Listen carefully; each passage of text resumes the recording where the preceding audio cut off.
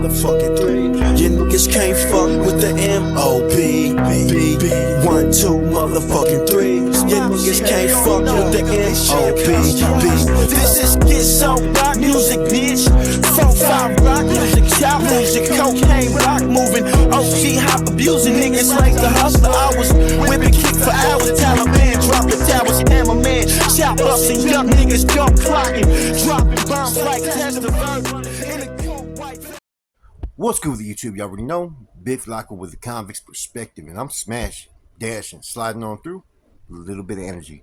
Please hit the like, subscribe, comment, do all those things to help support this channel, and hit that bell notification for future fire content. As you guys know, the other night, I dropped that TikTok message, man, that Federal NF General Skip pretty much put out there through one of his resources out there in the streets, right? I didn't really give an opinion on it, and I kind of held back from expressing maybe how I kind of am perceiving this whole mess and what my whole perspective of the situation is, man. So I think I'm going to sit there and give my opinion, man. Now, bear in mind, this is just an opinion. This has nothing to do with past affiliations, present affiliations, or nothing. This is just my opinion as just someone that's on the outside looking in. Now, understanding what the cause is about, which is for the betterment of the gente, right? And the struggle as well, which is the daily struggle to secure, educate, and establish yards for a gente to program, right? Now, let's really look at the situation in 2023. Now, since the end of all hostilities, right, the Norteños, Northerners, and whatnot are able to basically function on almost any linea they want to. Any active GP yard, they're welcome to program. Okay, that right there is one of the goals that the struggle has, is to be able to plant your flag and be able to program without interference, threats from any of the oppositions. That's been established with this end to all hostilities. You can't deny that. Thus, further understanding that Norteño Soldado's whole obligation is only behind the walls. His goal upon entering society is to retain his citizenship, to become a civilian, not to engage in further criminal activities. Those are only options if he chooses. But technically, his whole obligation is to make sure that there's a foundation behind the walls to where the gente are secure, they're striving, and they're able to take advantage equally of all privileges and incentives that are entitled to any inmate in any institution. And that's already being awarded at this current moment due to the end of all hostilities. Now, the downside to that, right? Whereas before, when you had struggles and oppositions and foe, you were going at it, right? You tended to be more of a unified people, functioning in unity. There was less internal politics being played. Now there's a lot more internal politics being played, and there's also a lot more internal issues and internal discipline that's being meted out amongst soldados on these yards. And some of this is ending up in people dying. There's been a lot more, ends being killed by other ends due to politics or internal issues, right? Whereas having a common enemy, amongst ends, right, on a day-to-day basis and common struggle enabled the soldados to be more, having relationships that were more in unity.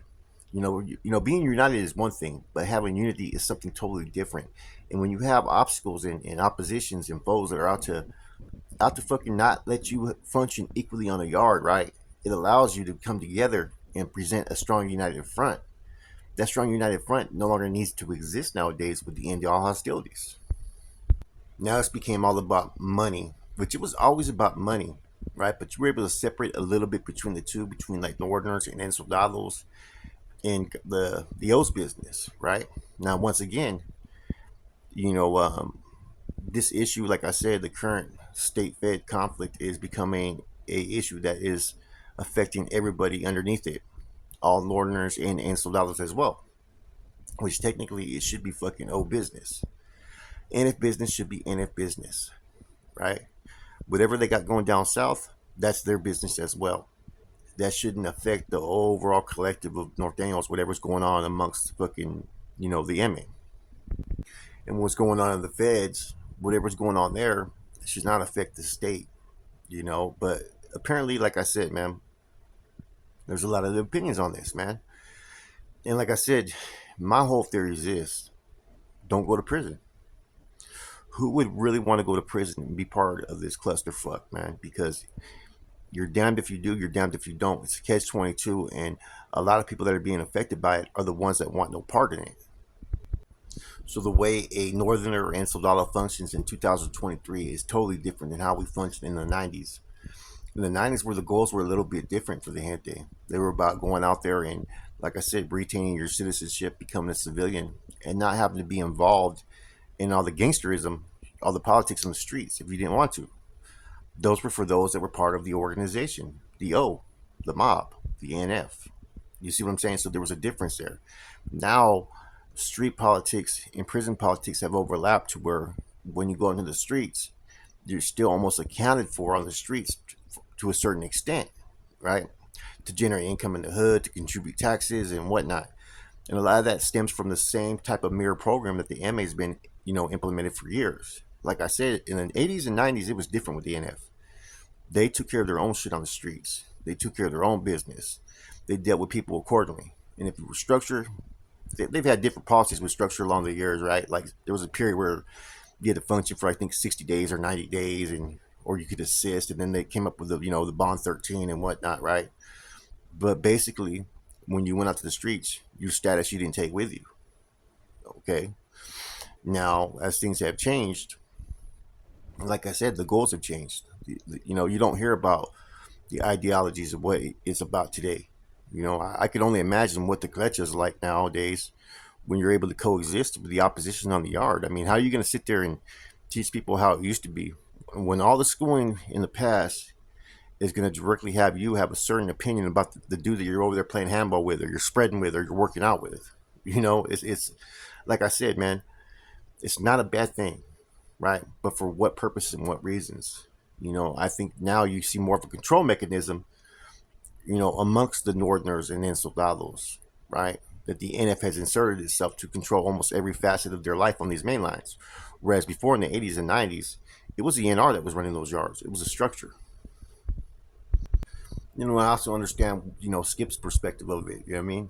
Like I said, this isn't a spill about me, if I was active, what my opinion would be. This is just me as an outsider giving an honest opinion of the whole situation. And there's one thing that I'm going to sit there and say for like the 100th time that I said on all this. I still feel NF business should be NF business.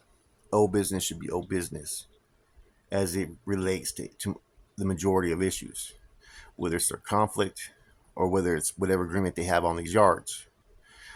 Because before this, since the 80s and 90s, the North and South would, time to time, they would get off, right? But they were able to coexist on a lot of yards as long as nobody was politicking on each other. And that's what it comes down to, politicking. You know what I'm saying? People would politic, okay, you can't do this or do that. Now the same thing is being said and done by these fucking groups to their own people nowadays. You can't sell this you can't have no fucking hustle in here until we make our money first. If you're tattooing, you're going to have to kick in 33% or 50%. Nobody can no longer translate into a lifestyle in prison as an independent individual. There's household business, which affects the household, and then there's your independent business, which you're not supposed to allow yourself to affect whatever's going on with the household or to jeopardize the household. And see, back in the days, older convicts understood this. At the end of the day, though, right, whether you align with the state or feds, it's all about money. It's all greed. It's all individuals still wanting to have power or not wanting to relinquish power, man. And that's why you have this fucking constant bumping heads, or people who have a different plans, basically, man, different goals, and those goals become self-serving. That if it doesn't benefit you as an individual when it comes to some of these that are part of the hierarchy command, then they got a problem with it. So apparently, with the end to all hostilities, right? Like I said, this is campaigning. What you got going on, when you want to maintain power or you want to reassert yourself into a powerful position, right? What's the best thing to do? You look at flaws in what the next man is doing or what the next man of authority is doing.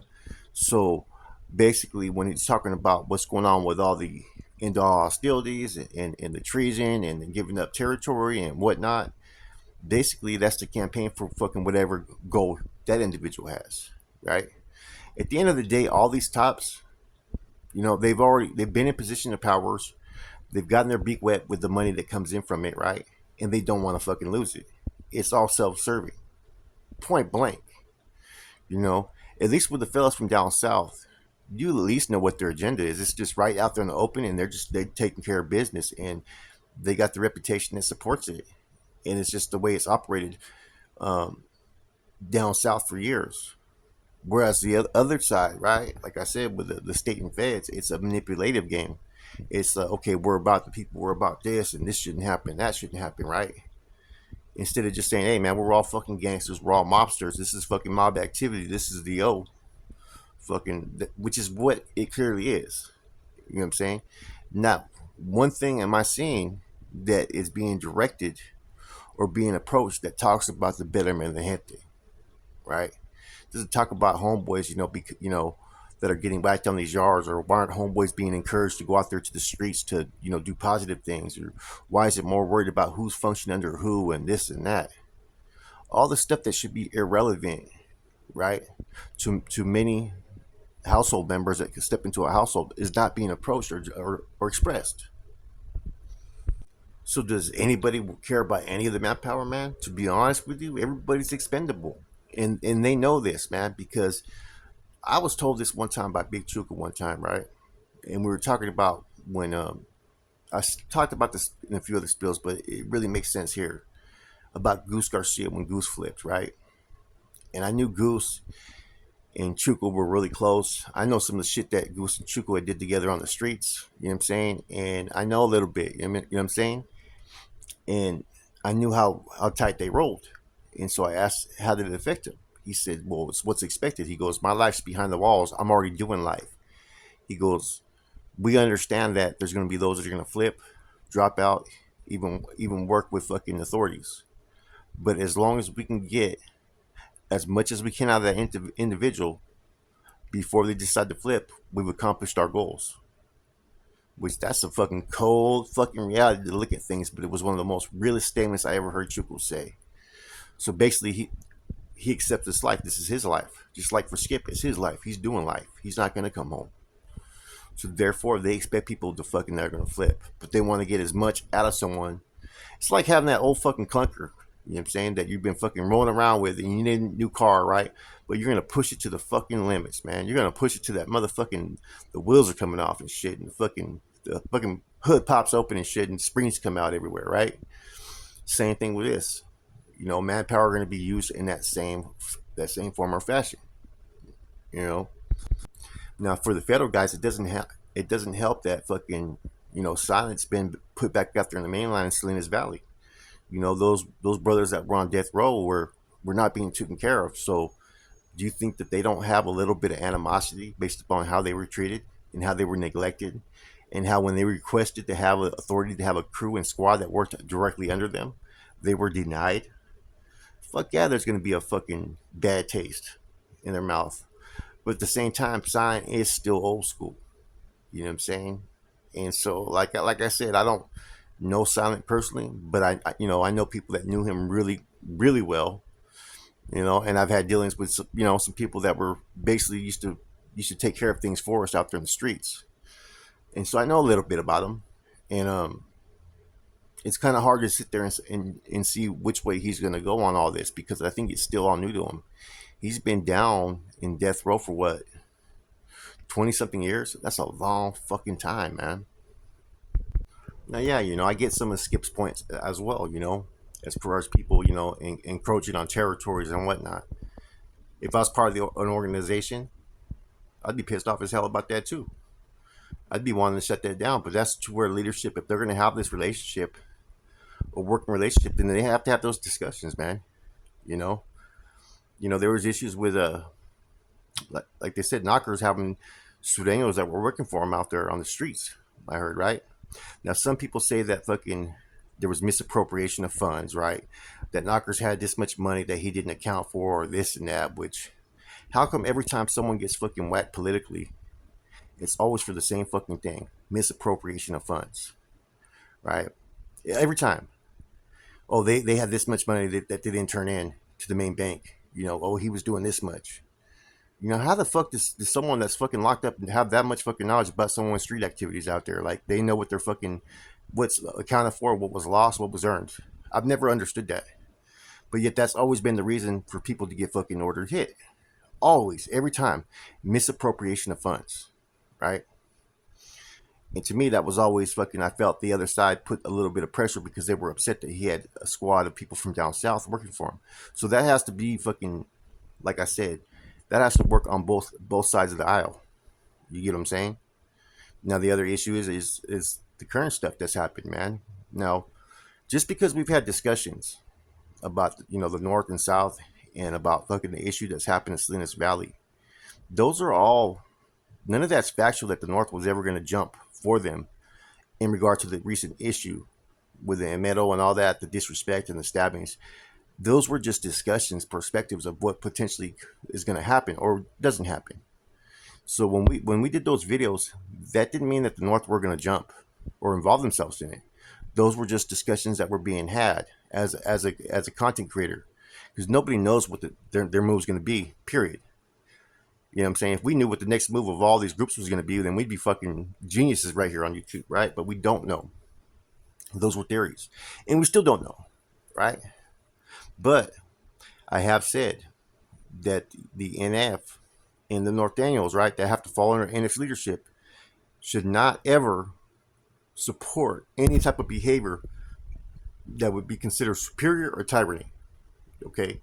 Now, if it was a disrespect towards the Raza in general, then by all means, supportive of it. So people need to understand that some of these contents and videos that we do, sometimes they're not proven facts, they're just discussions. Anyways, yeah, as an outsider, like I said, it's kind of hard. I see some of the old school values of the feds, right? You know what I'm saying? But what it all comes down to is that the North or South are being brought in to basically, or not even the South, the North is. The North Daniels are being brought into old business. That's the old business. That's something that they have to work out. I've always felt that you take away the North Daniels and Sul Daniels, neither one of these organizations is powerful at all. They are no longer powerful organizations. They need those manpowers to fucking keep their fucking push going, right? And I think that how you treat your manpower is going to determine, you know what I'm saying, the output that you get back in from them. You know what I'm saying? Is anybody ever going to cross those lines where it gets too far to where people say, fuck this, we're not going to tolerate this no more?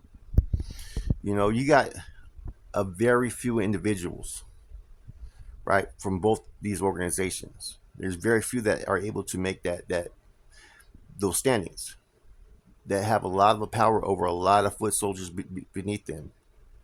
If you don't treat them right and they go against you, you lost your whole fucking back support.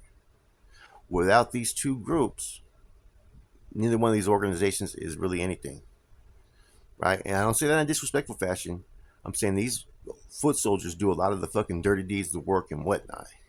And they have, you know, those that fucking control these neighborhoods and so forth. So it's needed. I really think that either you commit to an organization or you don't.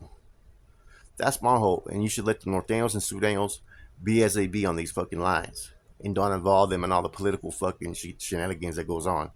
That's just my opinion. You know, because I was part of the politics. You know what I'm saying? I was part of a lot of shit on the street, so I understand this stuff, man. But anyways, this is just my perspective, my views. It's your boy Flacco, Convict's Perspective. I'm out. Block movement, MOB, I'm stamped approved. If you want the static, about to let this beast loose. Picking up work, kickstands in the birdie, pushing levers as a Chris, breaking down the wide girly. Workers for the team, running out of product early. Set the delivery.